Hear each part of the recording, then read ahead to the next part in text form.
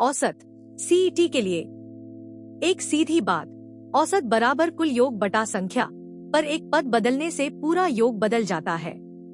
चलो समझते हैं एक नजर में। पहले मूल सूत्र, फिर क्रमागत संख्याएं, फिर औसत में बदलाव और अंत में भारित औसत। पहला मूल सूत्र, औसत बराबर सभी पदों का योग बटा पदों की संख्या और योग बराबर औसत गुणा संख्या। किसी एक पद को निकालने में इसी योग का उपयोग होता है। दूसरा, क्रमागत संख्याएं, 1 से n तक का औसत बराबर n जमा 1 बटा 2। क्रमागत संख्याओं का औसत उनका मध्य पद होता है और समान अंतर की श्रेणी का औसत बराबर प्रथम जमा अंतिम बटा 2। तीसरा, औसत में बदलाव, नया व्यक्ति आने से औसत घट या बढ़ सकता है। प्रतिस्थापन में अंतर बराबर संख्या गुणा औसत परिवर्तन। आयु और अंक की समस्याएं यहीं आती हैं। चौथा, भारित औसत, दो समूह मिलाने पर औसत बराबर कुल योग बटा कुल संख्या। अलग अलग औसतों का सीधा औसत लेना गलत है। हमेशा संख्या से भारित करो।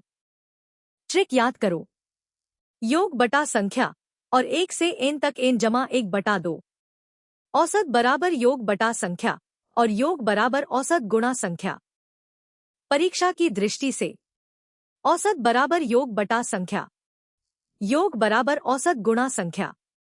1 से n तक का औसत n जमा 1 बटा 2।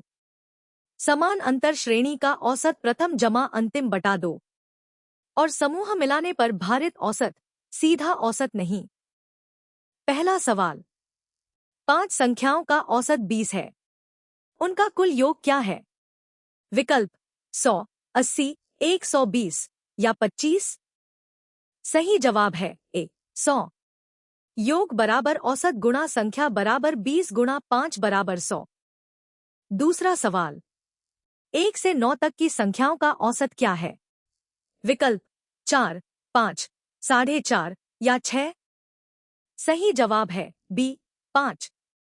1 से n तक का औसत n जमा 1 बटा 2 बराबर 9 जमा 1 बटा 2 बराबर 5। तीसरा सवाल, 4 लोगों की औसत आयु 30 वर्ष है।